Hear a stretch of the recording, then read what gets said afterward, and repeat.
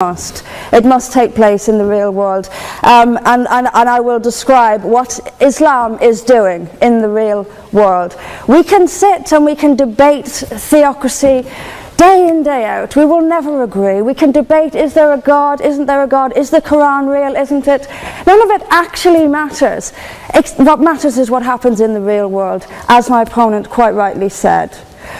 My side of the argument is regularly told that we've heard it again tonight, we were described somewhat as hate.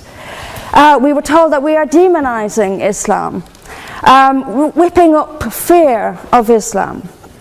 Not the first time I've been accused of this, probably won't be the last.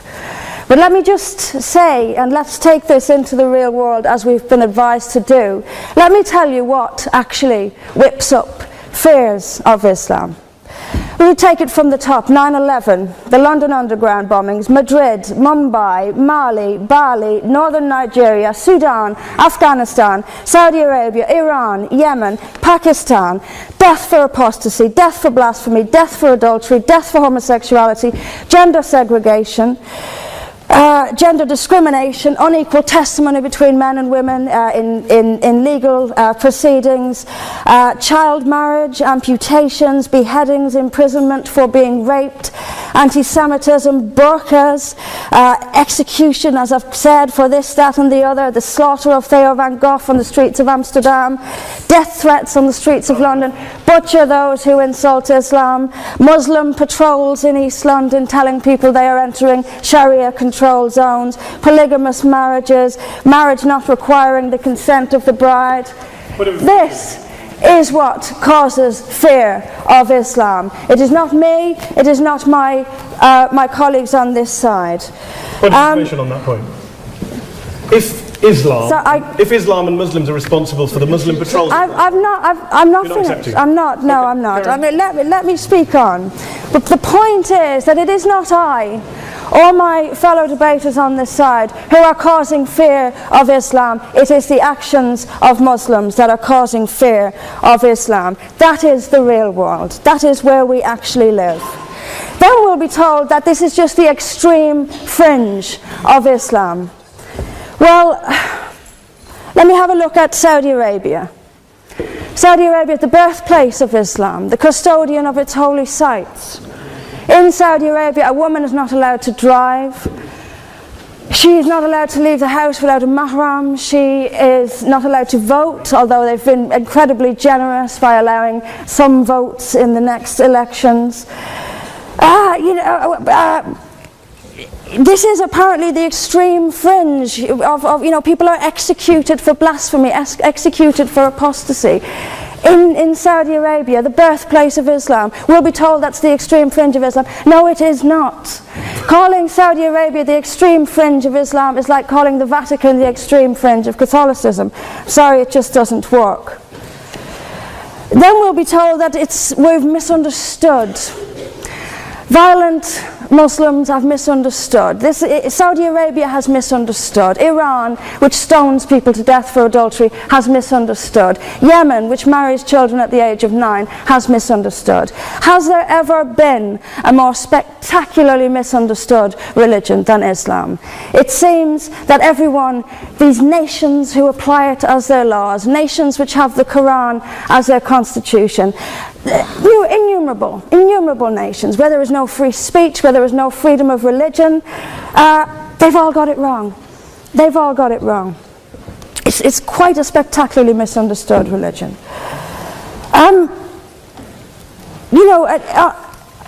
There's just so much. I'm constantly told as well that I need to respect Islam.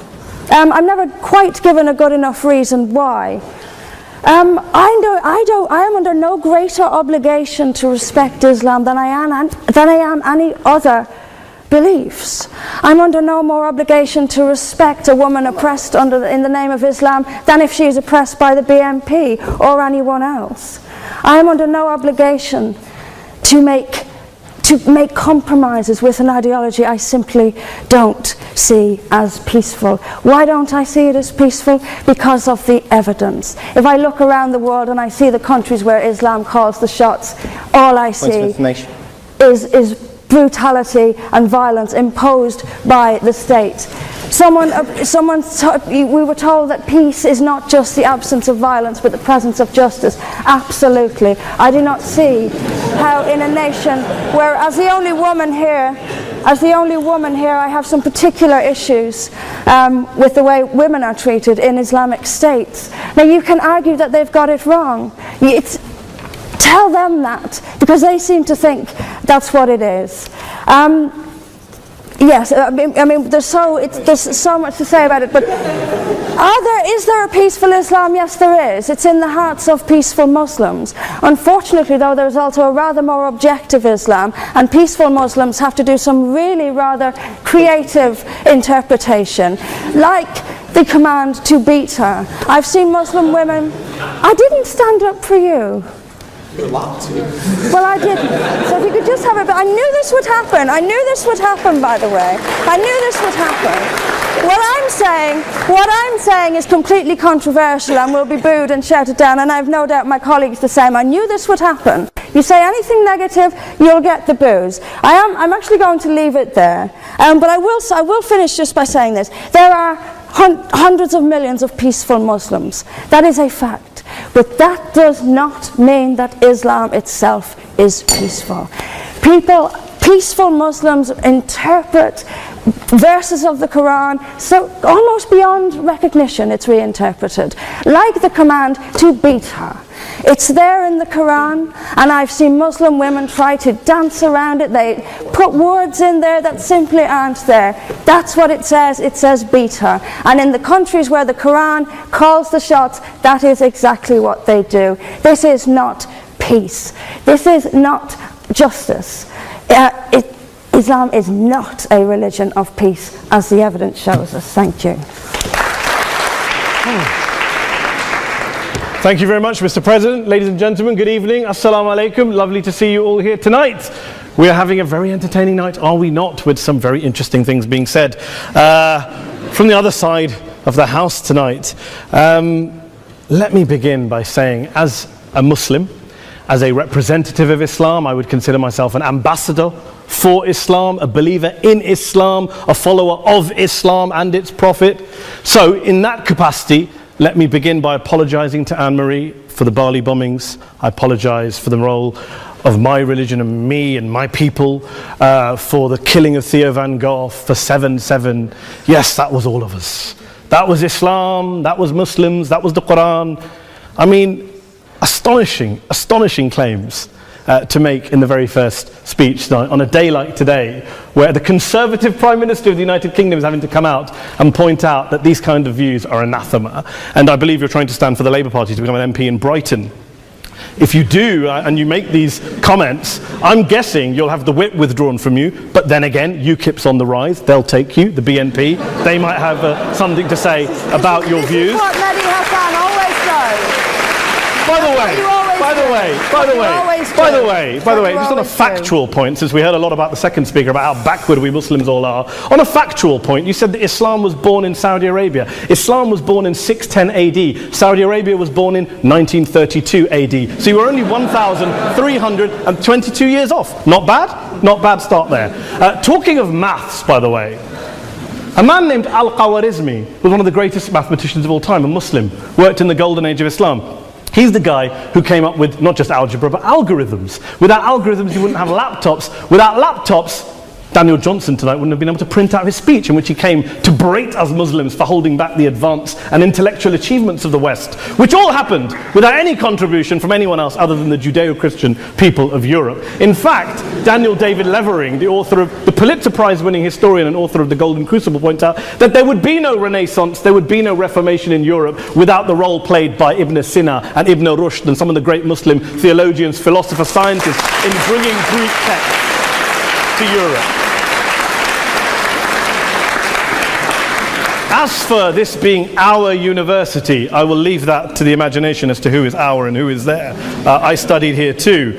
An astonishing set of speeches so far making this case tonight. A mixture of just cherry-picked quotes, facts and figures, self-serving, selective, a farrago of distortions, misrepresentations, misinterpretations, misquotations. Daniel talked about my article in the New Statesman, which got me a lot of flack, where I talked about the anti-Semitism that is prevalent in some parts of the Muslim community, which indeed it is. Of course, I didn't say in that piece that it was caused by the religion of Islam. In fact, modern anti-Semitism in the Middle East was imported from, finish the sentence, Christian, Judeo-Christian Europe, where I believe some certainly bad things happened to the Jewish people. In fact, Tom Friedman, Jewish-American columnist in the New York Times, told me in this very chamber last week that he believed, had Muslims been running Europe in the 1940s, 6 million extra Jews would still be alive today. So I'm not going to take lessons in anti-Semitism from someone who's here to defend the Judeo-Christian values of a continent that murdered 6 million Jews. Moving swiftly on. Yes. Absolutely. Well, I'm about to make that point. No, I'm about to make that point. You're right. I agree with you. I agree with you 110%. That is my point. I don't think Europe is evil or bad. I'm a very proud European. I don't want to judge Europe on that basis, but if we're going to play this gutter game where we pull out the Bali bombing and we pull out examples of anti-Semitism in the Islamic community, then of course I'm going to come back and say, well, hold on. I mean, look, let's be very clear. Daniel here was a last-minute replacement for Douglas Murray, who had to pull out. And Douglas and I have a well-documented differences, but to be fair to Douglas, as to be fair to Anne-Marie and to Peter, atheists. Atheists see all religions as evil, violent, threatening. What the problem I have with Daniel's speech is that Daniel comes here to run this robust defense of Christianity, forgetting that his fellow Christians, people who said they were acting in the name of Jesus, gave us the Crusades, the Spanish Inquisition, the anti-Jewish pogroms, European colonialism in Africa and Asia, the Lord's Resistance Army in Uganda, not to mention countless arson and bomb attacks on abortion clinics in the United States of America to this very day. I would like a little bit of humility from Daniel first before he begins lecturing other communities and other faiths on violence, terror and intolerance. But, no thank you. Some water. But I would say this, to address the gentleman's very valid point here, I'm not going to play that game. I don't actually believe that Christianity is a religion of violence and hate because of what the LRA does in Uganda or what Crusaders did to Jews and Muslims in Jerusalem when they took back the city in the 12th or 13th or whatever century it was. I believe that Christianity, like Islam, like pretty much every mainstream religion, is based on love and compassion and faith. I do follow a religion in which 113 out of the 114 chapters of the Quran begins by introducing the God of Islam as a God of mercy and compassion. I would not have it any other way. I don't follow a religion which introduces my God to me as a God of war, as some kind of Greek God of wrath, as a God of hate and injustice. Not at all. As Adam pointed out, you go through the Quran and you see the mercy and the love and the justice. And yes, you have verses that refer to warfare and violence. Of course it does. This is not a motion about pacifism. I'm not here to argue that Islam is a pacifistic faith. It is not. Islam allows military action, violence in certain limited contexts. And yes, a minority of Muslims do take it out of that context. But is it religious? We talked about Woolwich. Daniel and Anne-Marie have suggested that it's definitely religion that's behind all of this. Well, actually, what I find so amusing tonight is we're having a debate about Islam, and the opposition tonight have come forward. We have a graduate in law, a graduate in modern history, a graduate in chemistry, and you know, I admire all of their intellects and their abilities, but we don't have anyone who's actually an expert on Islam, a scholar of Islam, a historian of Islam, a speaker of Arabic, even a terrorism expert or a security expert or a pollster, let alone to talk about what Muslims believe or think. Instead, we have people coming here, putting forward these views, putting forward these sweeping opinions. Listen to Professor Robert Pape of the University of Chicago, one of America's leading terrorism experts, who, unlike our esteemed opposition tonight, studied every single case of suicide terrorism between 1980 and 2005, 315 cases in total. And he concluded, and I quote, "There is little connection between suicide terrorism and Islamic fundamentalism or any of the world's religions. Rather, what nearly all suicide terrorist attacks have in common is a specific secular and strategic goal to compel modern democracies to withdraw military forces from territory that the terrorists consider to be their homeland." And the irony is, when we talk about terrorism, the irony is that the opposition and the Muslim terrorists, the Al-Qaeda types, actually have one thing in common. Because they both believe that Islam is a warlike, violent religion. They both agree on that. They have everything in common. Osama bin Laden would be nodding along to everything he's heard tonight from the opposition side. He agrees with them. The problem is that mainstream Muslims don't. The majority of Muslims around the world don't. In fact, a gentleman here started quoting all sorts of polls.